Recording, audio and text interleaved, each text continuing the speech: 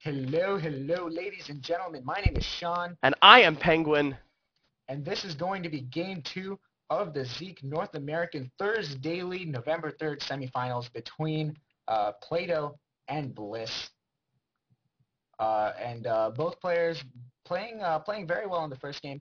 Unfortunately, Plato did manage to get a very sneaky ninja warp in into the main of Bliss.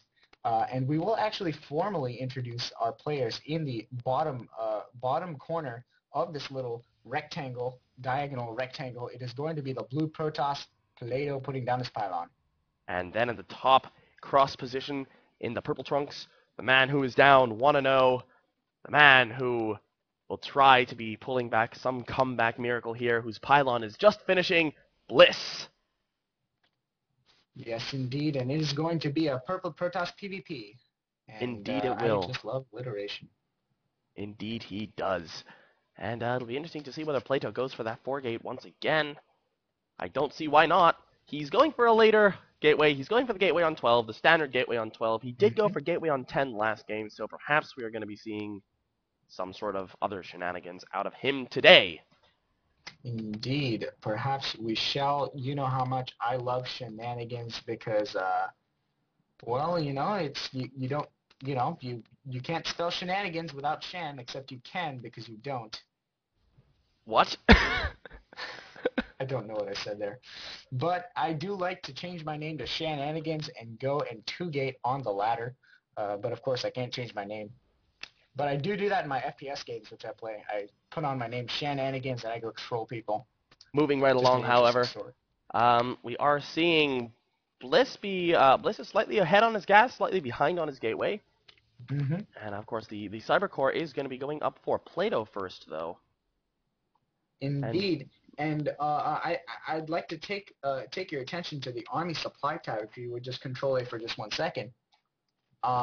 I think one huge factor of PvP is how incredibly nuanced the leads are.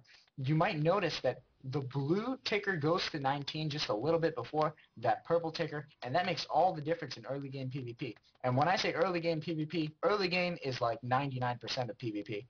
And so that could just be what makes the difference, that single worker lead allowing you to support your 4-gate, because a 4-gate is barely supported on 1 gate. oh, one thing I did just notice, Plato chronoing his cybernetics core and only realizing halfway through the chrono that Warp Gate hadn't started yet.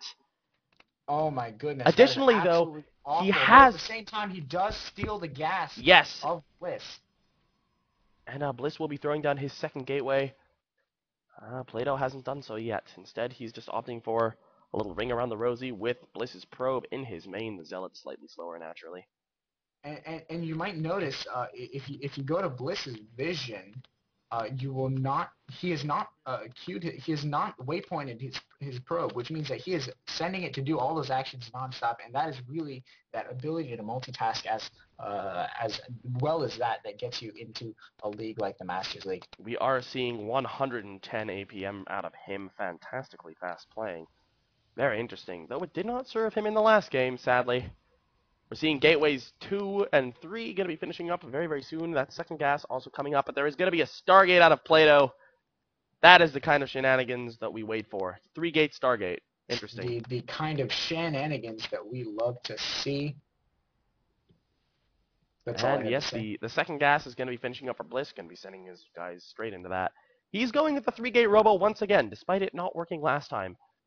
And I think this is really interesting to throw his opponent off. He's actually sending a probe in. I think he's going to be warping in a proxy pylon and maybe going for a little bit of pressure here, which leads you to think that he's going for an expansion when actually, no, he's actually just going to be sending his probe to die. I don't know if that was the best use of a probe, especially against a Stalker Sentry Zealot force.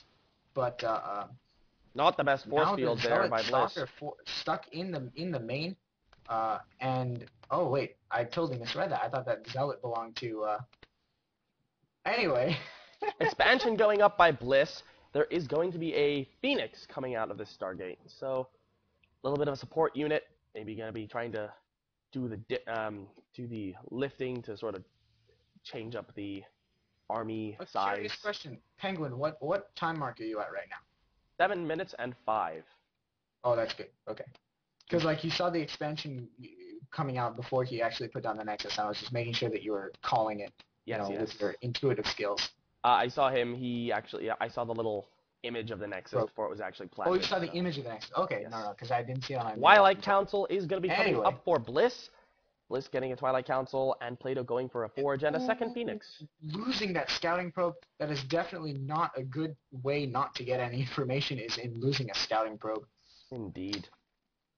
And every little kill makes miles of difference.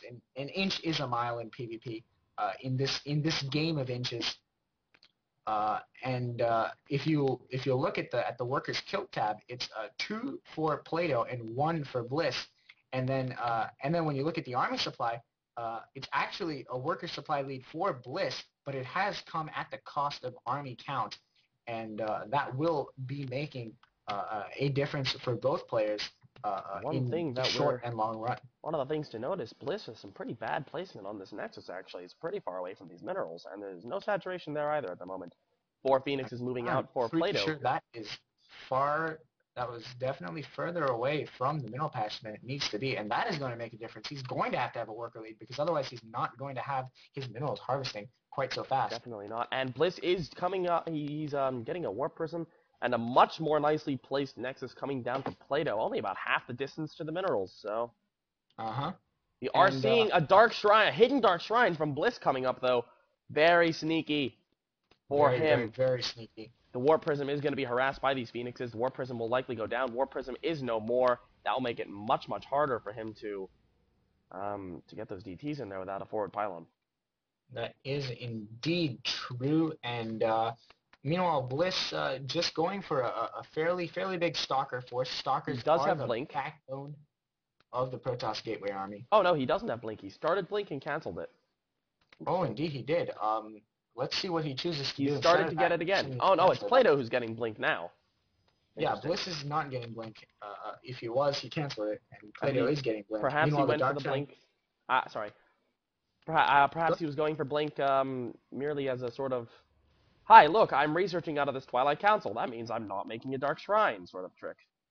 That would appear to be it, but at the same time, Plato does see that the Blink is not being researched now, or at least that it's not being chrono boosted out, and he's chrono boosting the gates, and that is a huge tell for Plato when you see that the Twilight Council should be researching Blink, but he's not chrono boosting it out, especially when there is no attack on the way from Plato, which can only mean that there's something fishy going on. Definitely, and Plato has a forward pylon, warping in 5 more units there. 3 DTs in the main of Plato, though.